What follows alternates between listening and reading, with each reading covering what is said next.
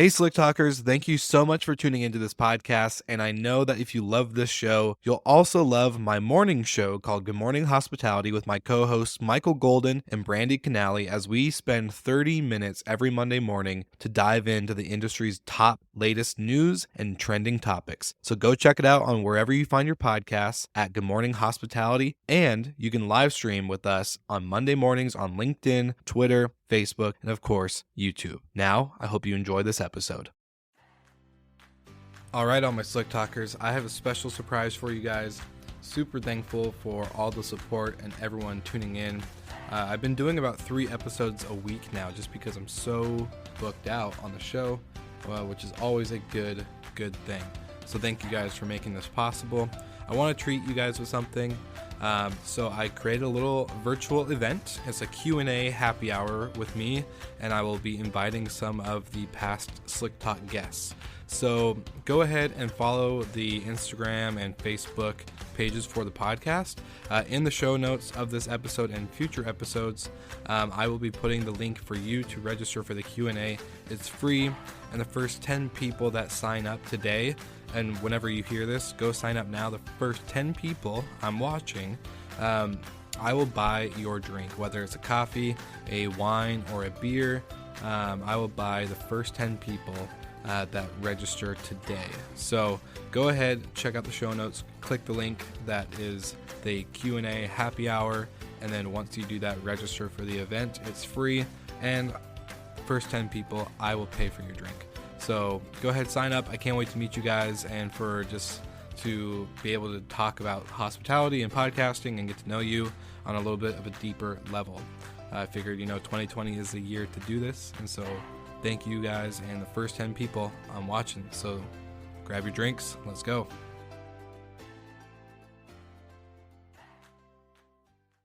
Not the high commission and not the limited communication. For sure, not the instant booking via credit card only. And I can tell you that the most active OTA that we're using in Smiling House is Airbnb and Airbnb Luxury from the very reason.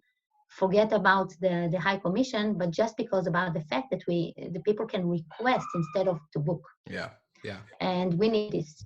And but it's not a secret that 50% or more from this request ending up to be a direct contact, and a lot of time behind these requests does not even the client. It's his travel designer, it's his concierge company, it's his driver, it's his chef company or whatever, and they just don't know how to find us. Welcome to Slick Talk, the hospitality podcast where we discuss all things hospitality, hotels, and business. You can find us online at slicktalkthepodcast.com and on every podcast listening platform.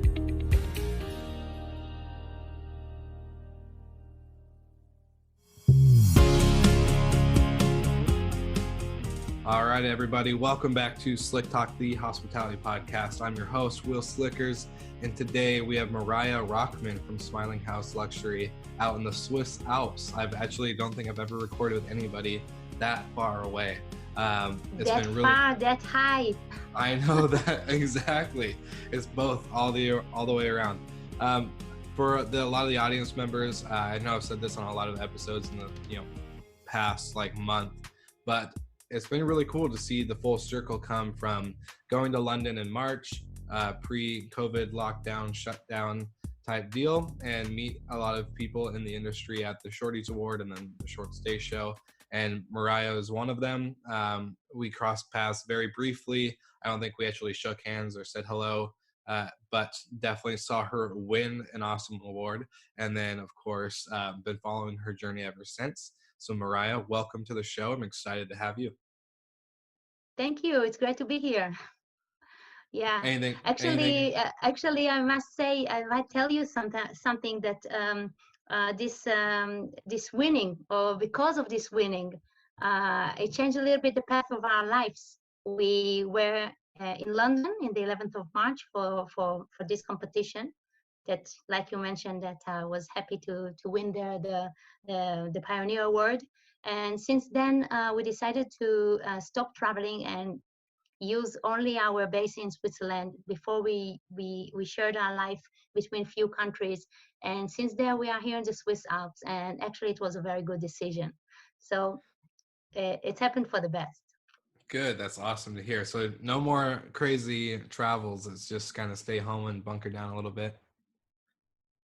No. You see the 10, I'm normally 10, but now even more so. We just came back from the Grand Canaria Islands and the Canary Islands, and then with a big trip in Portugal, and still heading in 2-3 weeks time towards 1 month in Greece.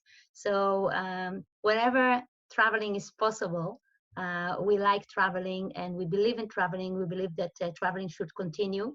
And in the segment where we are focused on, and we'll talk about it more, I guess, travel never stopped, actually. Awesome. Well, let's do a quick dive about your background for the audience to kind of get a little bit of perspective on who you are and then how you got to the point that you are with Smiling House Luxury and what it really is and what you guys do as a company. Yeah, so I started my earliest life and career coming from the background of advertising, communication. I was a lecturer for communication in the university in Tel Aviv. I'm originally from Israel, and mastering with everything that has to do with advertising, PR. And Smiling House, born here in the Swiss Alps together with my husband as we moved to live in Switzerland. He's a local boy. He grew up in the Swiss Alps, and we started with hosting in our very old chalet, like 350 years old chalet in the mountains, really like a Heidi chalet, and that's the name we gave it as well. And suddenly we happened to meet people from all over the world. This was already in the beginning of 2012. So we've been some kind of pioneers with Airbnb and with the whole hospitality idea. But because we based here in a kind of luxurious ski resort where a lot of people have second and third and fourth house. Before we realize our hobby become a little bit more busy, and many friends ask us if we can take a look and see if we can somehow offer their chalets as well. And after 1 or 2 years of hobby, we realized that we have hundreds of properties here in Switzerland, and it's not a hobby anymore. And it was with the meeting of Brian Chesky actually in Los Angeles in the last convention of Airbnb, where the chief of marketing at that time in Airbnb met us and told us there's no reason for you to do it only from Switzerland. You can do it wherever there's luxury in the world. And in that moment, it was a weird attitude. And we're talking only about 4.5 years ago, but still it's looking a long time ago. And the attitude of a lot of people in the hospitality, and especially of luxury, changed so much since. But we took his words very seriously. And since then, Smiling House is actually an alliance of property managers and property owners around the world, today hosting in 26 countries and more than 80 destinations. When one line is connecting between all the dots around the world, and that's they all around luxury and even super luxury properties out there. And about a special network of guests and partners that joining this luxury segment, and the beautiful way, the different way that this segment is behaving. Yeah, no, definitely. And I was going to ask, just because you and I relate on this level, dealing with luxury properties, for you, to explain to the kind of the audience, what is luxury? What does that entail? When people think luxury, some people, it could be different. Yes, you're right. You're definitely right, and I'm actually very happy that you asked this question, because luxury for me is much more than just a beautiful design or beautiful furniture, or something, a house that's worth a lot of money. It's about the authenticity. It's about the fact of being in a beautiful place and setting.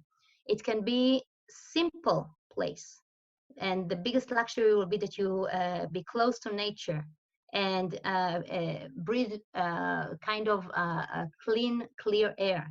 It can be a farmhouse.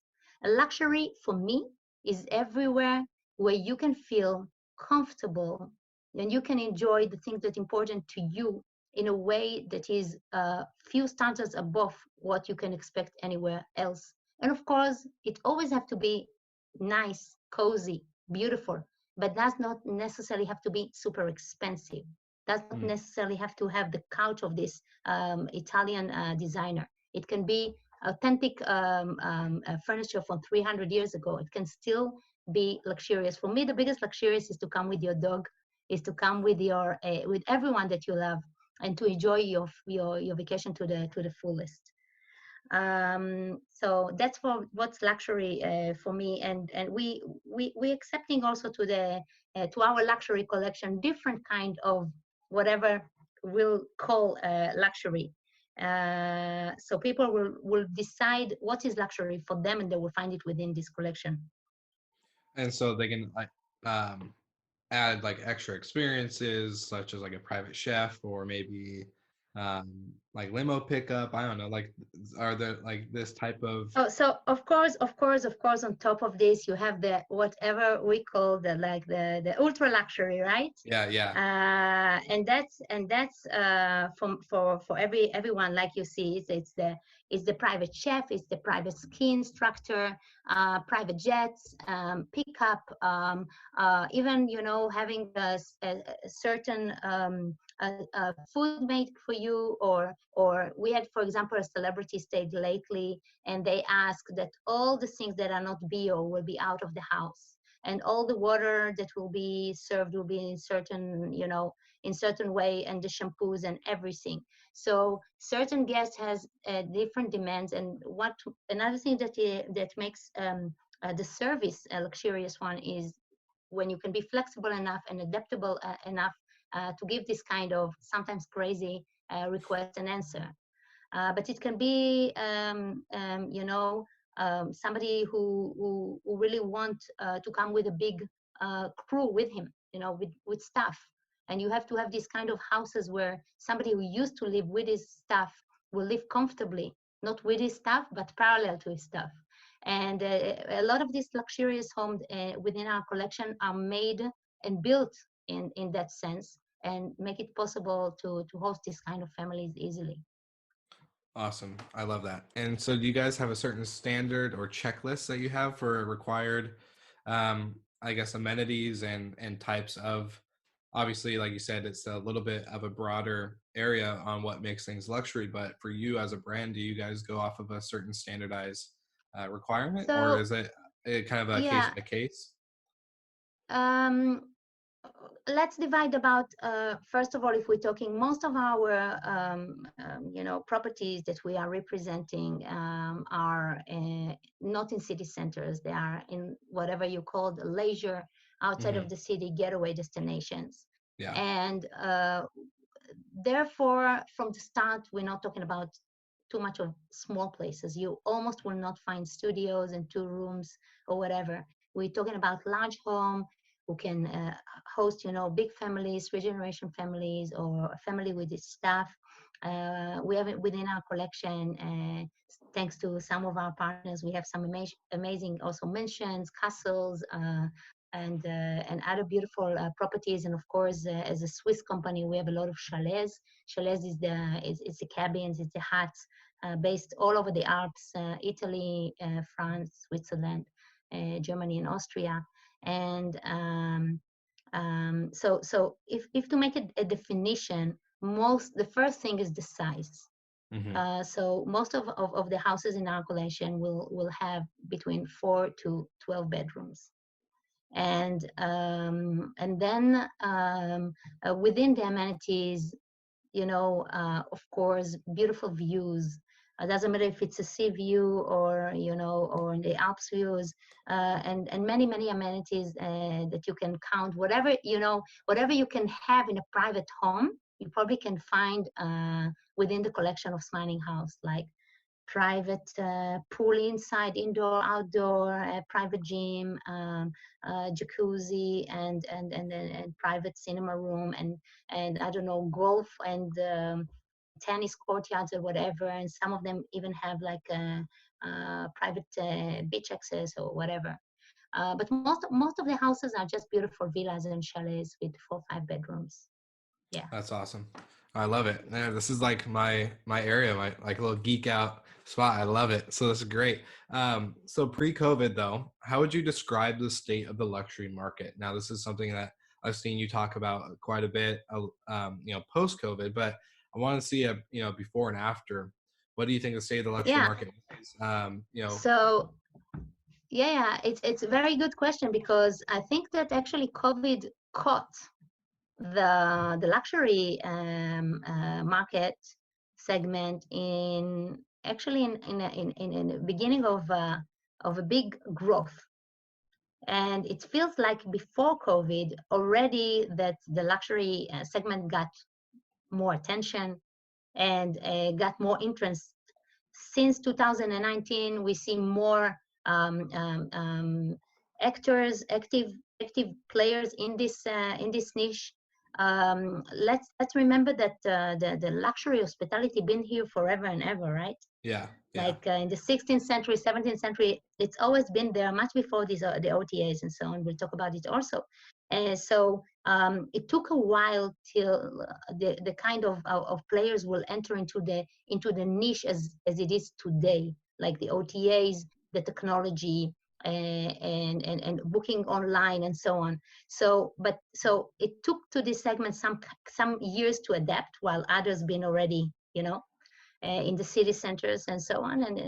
And right now in 2019, beginning of 2020, where COVID made us, actually the whole industry, as we feel it, was really on the way up, and with much more people and much more offer. And I'm happy to say that, at least from our experience in many markets, COVID didn't hurt this segment as much, and it continued through. And I think that the continuation of being interesting, getting bigger, getting focus, even not only in spite of COVID, but even because of COVID and its needs, promise that this segment will continue to be a good alternative for purpose of travel. Yeah. Well, I was gonna say, you think about the people that can afford these types of properties, correct? Like they already have the financial income that allows them to kind of splurge on a nice villa or a chalet or a castle or whatever. And now, not only is it the income is, not really an issue at this point, because if they can afford this type of luxury trip, COVID and other things that kind of have taken place shouldn't really affect as much. And then you think about this segment, like it's a very private type based service, where COVID-19, I think, has pushed a lot of people outside of cities where there's people and, kind of like you said, dirty air, and just all over the sense of too much. I think like there's now the thoughtfulness of COVID-19 and other, nasty things out there is kind of driving everyone to be like, oh, let's go outside of the cities. Let's go outside of these normal, I guess, business or other markets that provide a leisure experience that we don't have to come in contact with other people in the sense of, that's right, traffic and all the other stuff.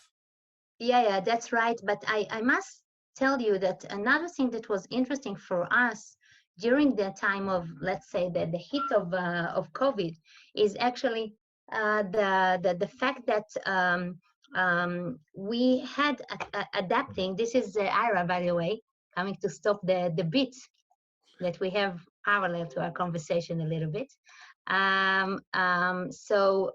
We were also sensitive enough to realize the staycation, and we opened this kind of luxury or super luxury properties actually to local travelers that maybe would never have the chance to visit such a place. Yeah. We use the fact that we are an alliance, and we contact homeowners during COVID, say, hey guys, this is your third home, your fourth home, your fifth home. You're not going to be here soon, and who knows when will you be here at all. You know, there were times in March and April, there was no forecast for flying once again. Let these people living here get out of the city, drive to a dream house and enjoy it and pay less, but let them breathe, let them stay longer, let them experience something that they were not aware that existing in their own country. And even if they have the means, whenever they had the time and the ability, the first thing they did, it took another plane to another country they haven't visited yet. So with this kind of attitude, we actually hooked a lot of people, not necessarily super luxury budget travelers, but people that wanted or appreciate that in that moment to breathe and to be comfortable and to be in the green is more important than to be in the city. And a lot of people had unbelievable experience. Yeah. And felt that they can breathe once again. And these kind of people, I must say, they circles and circles of ambassadors that now sending us more and more other people with the budget of normal budget, just because they felt that we've been there for them in difficult times.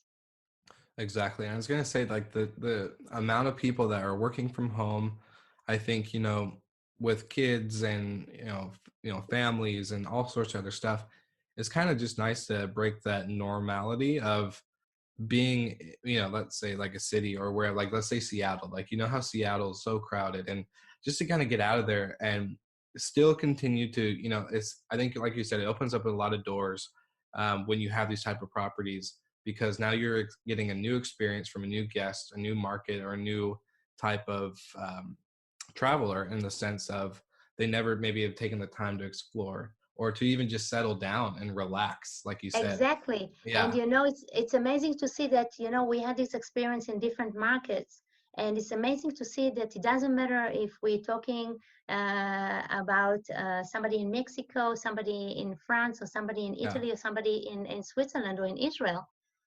Everybody came with the same message. Hey, I didn't know that like 1.5 hour drives away, there's such a heaven. I've always been so much in a rush to discover something, while this jewel was just under my nose. People discover their own country, their own neighborhood, their own family. And there's some good angles to this COVID era. Yeah. Well, I was going to say this is why I love this conversation, and I've been looking forward to this interview with you, because, you and I both been talking about the destination air concept, right? So people that are wired to create unique experiences are anticipated and shared. And for the Book Direct Show, you and I are both speaking at, so plug in for Damien, Book Direct Show people, you guys, giving you the little heads up here. But so, like, my topic for it is really, creating a new perspective on destination creation. You don't need to be in, obviously, like, yes, it's nice to be in the Swiss Alps, and it's nice to be in these nice luxury market areas. Let's say Colorado, Vail, a nice, great resort area. But right outside, which we've seen with COVID, especially in like New York markets and Seattle, that an hour and a half drive is a nice little piece of heaven. There's destinations outside of destinations. So you don't need to really be in a destination market to create a destination. And I think that's been a cool awakening from COVID, is that people are starting to see that you don't have to shop on Google and type in, Caribbean or Bahamas or Hawaii or wherever as a normal destination that you think. You could really just do your own city and find the outskirts of where you are. And so that's been really cool to see. I'm glad that you're a living, breathing example of that. You guys have testimony on testimony, which is amazing. And so I kind of want to pick your brain a little bit too now with post-COVID. Like you said, you were seeing a peak pre-COVID, and now do you think this kind of helped speed up things and to continue that growth? Obviously, you guys said you weren't hit as hard as other markets, such as maybe a Houston, that has a 2-bedroom apartment. I will be, how to say it, not only that we didn't hit as bad, our company doubled itself in size and income during COVID. And this is, for us, unbelievable achievement, because we didn't have any clue that it would be possible at all. But I'm learning that it happened in other activities, busy with the luxury segment. As you say, the people who could afford it took some of these places, as expensive as they are, and stayed even longer during COVID.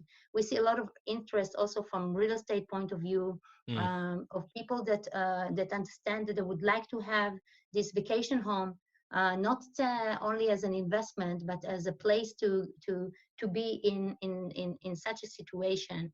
And they understand the value of being able to share it themselves or their friends.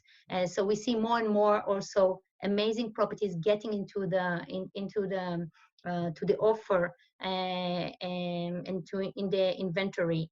And I think that the luxury segment is ready to make also adjustment, as we said before. Most of the partners that we're working with, most of the homeowners, they are independent. They can take decisions for themselves. While we saw a lot of partners, a lot of colleagues, sorry, not a lot of partners, but a lot of colleagues collapsing just because it took so long in big company to take a decision, to make adjustment, to change strategy.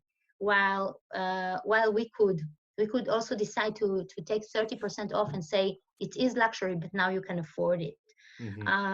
So I believe that with this kind of flexibility, the post-COVID, I don't know if there will be a post-COVID, but the new reality is with a wider luxury segment, a bit bigger. A bit more accessible. Yeah, a little bit more recognition by the OTAs, which we don't have the easiest time with them, because we'll talk about it a bit later. And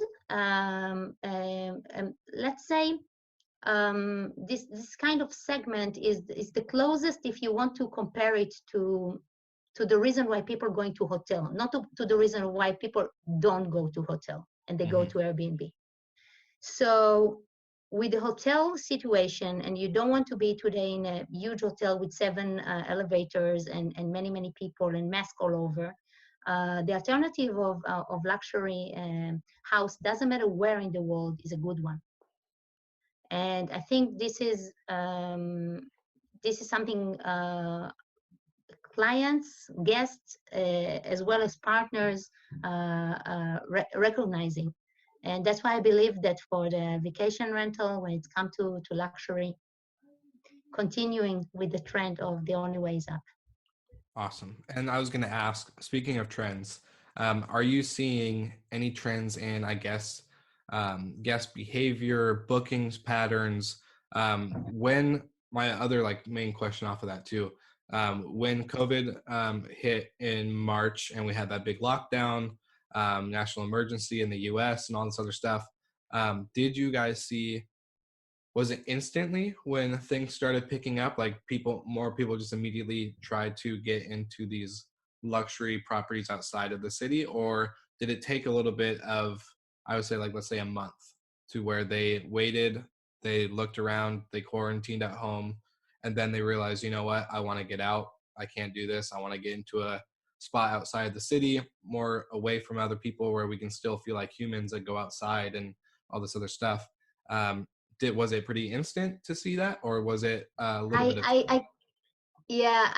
I have more than one answer to your question. because as I say, we have a bit of a global overview, and different markets act differently.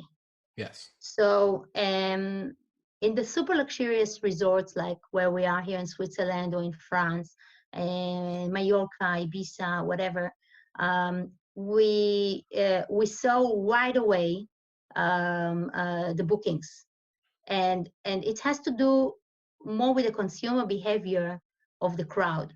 The crowd of big travelers, the jet setters, the people who moving between one destination one to another as a lifestyle and not as a traveling.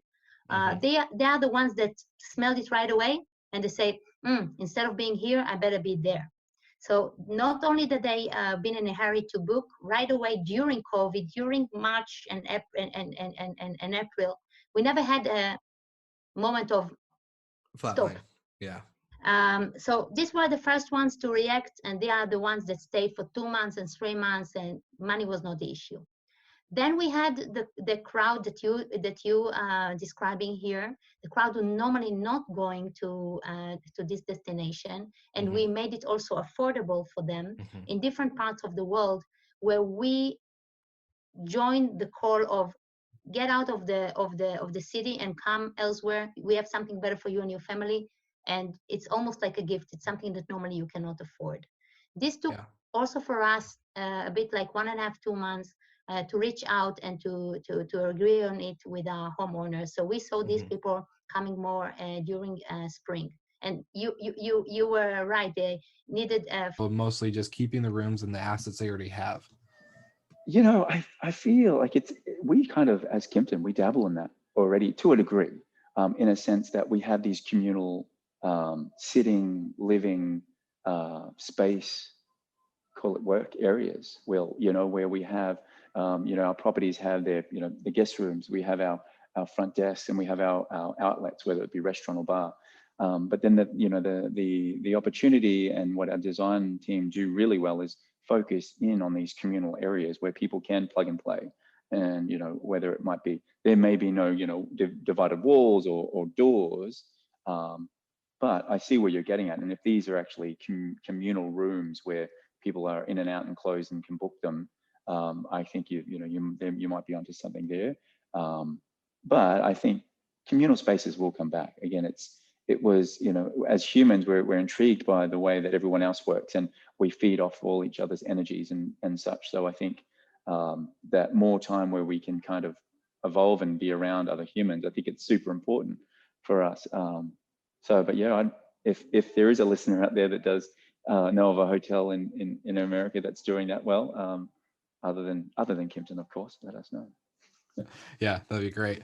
Well, let's get this question. I think it's really important. I think the audience really likes this part of the episodes is, what are the key takeaways for the slick talkers out there that maybe are in a hotel, or if they're like, I've interviewed people that are in hotels that are closed but they're still working in order to get back to open. So what are some key takeaways that you think anybody listening can really grab a hold of and apply? Yeah, and it's almost, I feel like since March, me and our very small team, and my general manager, there's a few key elements that we just always keep reminding ourselves that we have to be nimble, because obviously no day is the and you're like, oh no, somebody's gonna have to throw a party, or damage to the room, or there's all sorts of stuff. But it's really cool to see that guest behavior, I think, switch from locals staying is bad to locals staying is good, because now it's more of a, I guess, like community base, in the sense of they're experiencing something new that was right under the tip of their nose, versus they're just here to party and destroy it and then go back home and act like nothing ever happened. Yeah. And it's by the way, I think that it's also opened the mind of people that own some of these properties to be more easy with letting it, and as well as like you say, like the local behavior, say, hey, we have to also well behave in our own country, because this is our neighbors, this is our friends, this is people who open the house for us. There's a whole spirit of more of integrity and community, and within this spirit, this is the way that we reached out to these homeowners, some of them owners of houses that worth tens of millions, and say, open your house. Mm-hmm. Let somebody else enjoy it. And we've been so amazed to see how easy it was. How many, yes, of course, how many people said even give it almost for free. I want somebody to enjoy what I cannot enjoy. And Yeah. this is kind of prosperity almost that we didn't really expect to have. Content, this knowledge, and the experience to the audience is really important, really key, like you said. This is another outlet for us to all as an industry globally, learn and grow and be resilient and have empathy for one another across whatever state or country we're in. So it's really cool to get your insight. Is there anything you would like to, any shout outs, any shameless plugs that you would like to Oh my give goodness. for No, the we will. Thank you. This has just been great. Again, it's just another outlet for me and a part of and on behalf of our teams to chat about what we're going through. But come and see us. We're at the Kimpton Gray Hotel, grayhotelchicago.com. We're in the heart of the financial district of the Loop in Chicago. We're surrounded by this beautiful history and architectural brilliance. And hey, maybe come up and grab a cocktail or a South American Peruvian-inspired bite from our Baleo restaurant on the 15th floor. Chef Brian and the team do an amazing job up there, and it's a very ambient, airy space. So you can feel safe. You can feel almost, it's like we bring the outdoors indoors. But yeah, definitely. Thank you so much. Of course. Well, hey, I can't wait to make a trip out that way and have a cocktail Please or do. a drink with you. Absolutely. It'd be great to meet you guys and the team. All the listeners, check out the Chicago Gray Hotel. I'm linking everything in the show notes, so make sure you follow along. Take a look at this beauty. And if you're in the area, which I know I have listeners out there, I will look at my analytics. So I know if you guys are there, go ahead, give them a warm welcome and hello, and go say see the property, explore, and have come fun. And say hi. Definitely. Ask for Joel at the desk. Ask for Nabil at the desk. We'll come up and say hi. We love to get out there and meet people too. We're longing for that, the humor interaction behind masks, of course. Of course. Well, hey, Joe, thank you again, and we will talk very soon. Thank you, Will. Cheers. Thank you so much for listening. We love your support and want to provide the best we can to all our listeners. So please find us online, social media, and on Spotify, Apple Podcast, and Google Podcast.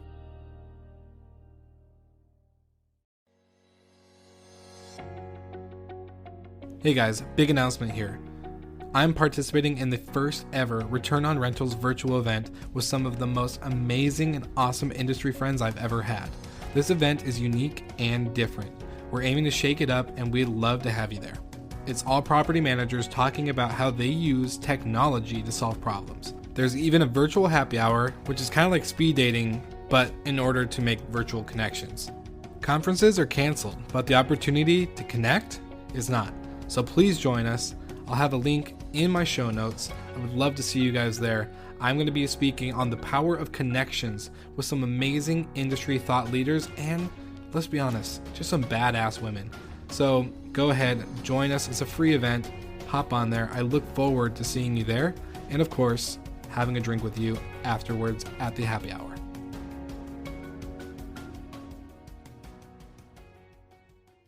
Stuff, because like I think the way you put it, a dating site for upsell or whatever it's called in Fiverr is a good way to describe it. But sometimes leading up to the marriage, you need a little hand holding, and I think that is totally okay. And I love that, because that, like I said, that's the scariest part for a lot of entrepreneurs, especially in the vacation rental space right now. Just because it's super relatable for me, is that it's just boomed. And obviously we've had a little bit of a shift with COVID, speeding things up, I think, in the industry, but also kind of helping raise the bar and kind of get out those bad companies that weren't maybe representing the industry very well, to then helping that bar that's being raised to the companies are holding that standard. So I think a lot of people are also starting to realize that. And so introducing virtual assistants is really, just kind of like that new putting your toe in the water type deal. So, Daniel, I just want to say thank you again for being on the show and for, being a part of the Slick Talk network and just kind of being a genuine dude and entrepreneur. I love it. Do you have any conclusion or final thoughts for the episode and for the Slick Talk listeners out there? Obviously, we want everyone to text for the book and get you, obviously that free download. I think it's a really insightful piece, but I want to know any final thoughts. Yeah. I'm excited about helping entrepreneurs. It's what drives the business. Like we are here to serve. So one of the things I would encourage people to do is if you've ever considered a virtual assistant, you can just jump on our website, MyOutDesk.com. We have an entire section there, blogs, videos, webinars, podcasts. We have a podcast that focuses on our clients and how they won with virtual assistants. The book is an awesome resource, but if you're even wildly wondering if a virtual assistant can help, my suggestion is to jump on our website, grab a consultation. It costs you absolutely nothing, and you will walk away with a plan for launching it in your business. Whether you decide to hire us or not, you'll walk away with everything that you need in order to do so. And we'd just be happy to serve and love to, help your audience out. Awesome. Well, Daniel, honestly, like I said, it's been a pleasure. I'm really excited. All you Slick Talk listeners out there, just be aware. In the show notes, I'm going to link everything. So you don't need to go, searching for MyOutDesk or anything. I'm going to link every single thing into the show notes. So you have it right at the fingertips. If you listen on Apple Podcasts, Spotify, or Google Podcasts, you can obviously link it. But if you go to slicktalkthepodcast.com, everything will be there too. So it's always a great spot and a good resource. So thank you, Daniel, for being on the show. Super excited to see what you guys are going to do. And I look forward to probably working with you because let's be honest, right. I need one. You need it. I need it. All right. Good deal. Well, Will, it was a pleasure. Thanks for having me today. My pleasure. Thank you. Thank you so much for listening. We love your support and want to provide the best we can to all our listeners. So please find us online, social media, and on Spotify, Apple Podcast, and Google Podcast.